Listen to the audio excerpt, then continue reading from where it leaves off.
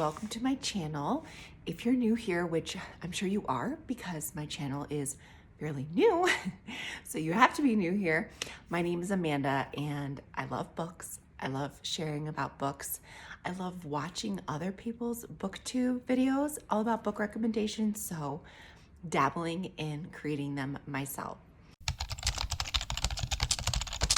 I live in the mountains in Colorado, and we have been having a 3-day massive windstorm where we've been in and out of power, and we're currently out of power right now. Behind me, you might notice the trees like blowing. There's wind blowing in the background. I'm sorry, I wish I could turn off the wind. I wish I could get my power and internet back, but it's been 3 days without it. So what better thing to do without power than to talk about books? Today I wanted to share, I know we're coming up to the end of the year. It is December 19th right now as I film this. So we're coming up to the end of the year and I really only have a couple more days to get some books checked off my 2025 reading list. I don't think I'm gonna make my challenge that I set on Goodreads, but I'm still chipping away at my books this year. So I wanted to share with you today the books that I will be trying to cram in the next week and a half, and some of the books that I really, really wanted to read and was set to read this year, but they just didn't happen. So I hope to roll them over into 2026. So let's start with what I just finished. So of course, I just finished Brimstone, and I gave this a solid, I'm thinking about my rating on this one. I gave it a solid 4.5 stars on Goodreads. I could give it 5 stars. Here's the thing. I was completely obsessed with Quicksilver to the point where I read it and then I immediately re-listened to it on audio because the audio, chef's kiss to those narrators. And I just couldn't stop thinking about it. So that was like 6 stars, 6-star read. This book is great. There's suspense. The plot is action-packed the whole way through. I still love Kingfisher. I still love Saris. I love Carrie and all of the side characters. I just wasn't like as obsessed. I could put it down. I could put it down easily. Of course, I wanted to pick it back up and keep reading, but this didn't give me that obsessed feeling that I've gotten in the past. So 4.5 stars? I mean, it's a 5-star book though. I don't know, I might have to change my rating. It's not 6 stars for me though, but solid. The ending though, I'm not gonna spoil anything. This is not a spoiler video, but I'm still processing and I'm trying to predict and I can't. So, I mean, it's good, it's great. It's a great read. And of course I had to get it and read it right away. But, so I just finished Brimstone. Now, I'm thinking I can probably get 2 more books in before the end of the year, and there's a specific book that I am saving for my last one. One of the books that I'd like to read in the next week or so is Our Infinite Fates by Laura Stephen. And so I've heard, there's a glare on it, shiny library cover. I've heard that it's about a boy and a girl who are young teenagers, and they live for centuries, and they love each other in every single lifetime, but they have to kill each other by the time they turn a certain age. I think it's 18. I think that's what I read on Goodreads about it. And so it sounds really intriguing. It sounds heartbreaking and it sounds beautiful, and it's not very thick. So I think like if the power continues to be out, might get this done in the next day or 2 and check that off my list, my TBR. So yeah, excited about this. Now, I got another book from the library. I don't know if I'm gonna read it in 2025, but I saw that Silvercloak was being recommended a lot on BookTube, and I was reading the bio of this author, didn't realize, same author. So I got 2 books the same day by the same author, had no clue. She just changed her pen name to L.K. Stephen instead of Laura Stephen. But this is young adult, and this is her first dabble at adult fantasy. So I also think let's read her young adult and then go into her adult fantasy. And this is her first go at adult fantasy. So I'm very interested to see, her writing style, how it's similar, how it's different. But yeah, no clue. Same author, but this probably a 2026 read. Hi, well, clearly I'm not in my living room and I have a different sweater on. It is not the same day. While I was filming the beginning of that video, I got a call from my husband that he broke his collarbone, and that was right before Christmas. So now we're in that weird space between Christmas and New Year's. I have family in town. I have not found any time to film, and there's not been a quiet location. I am now with my husband. He's in surgery and I'm in the car.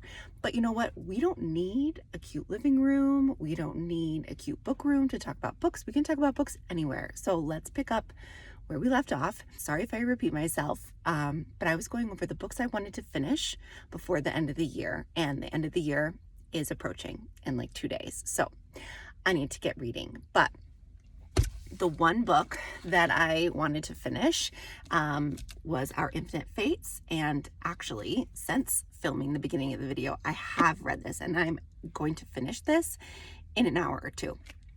So this one will have been read by the end of 2025. The one that I wanted to read for my last book in 2025, because this series has, and maybe I said this already in my previous video, but been like the series I've been reading this year is Releasing 10. I read the entire series of Boys of Tommen in the summer, and when I read Taming 7, it broke me. I don't know if it's my favorite of the books. I wanted it to be longer. I hope their story continues. I'm not going to spoil anything. This is an amazing, amazing series. However, it is full of trauma. All the trauma you can think of that high schoolers could be going through, families could be going through, is in this series. And I know that this one has wrecked people this year. And it's about Lizzie. And when I read Taming 7, the last book, I hated her. I hated her so much. So I was not ready to then jump into her book because I hated her with a passion. So I wanted to give myself some time to just calm down before I jumped into her story. So now I am calm and I am ready to process what her story is. And I know that it's going to ruin me, but I saved it for the end. And you know what? This year has not been an easy year for me and my family. Not anywhere to the level of, what these characters are going through. But, just 10 days ago, my husband broke his clavicle for the second time this year. So we've had lots of surgeries going on. Anyways, I have just kind of immerse myself in the pain of these characters, as this year 2025 has not been the best, and I'm going to end the year with this book, this story, and then jump into 2026 with some more positivity for sure. This will take me like 2 days max. The next part of my video, I wanted to go over the books that I really wanted to read in 2025, and they just didn't happen for whatever reason. So they're on my must read in 2026. No excuses. I'm reading these.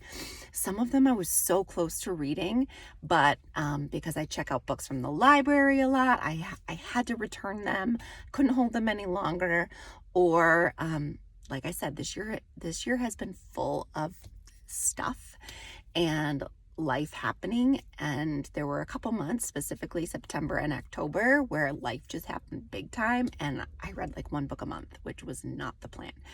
But anyways, the books that I must read. So the first one is the Book of Azrael. This has been on my list.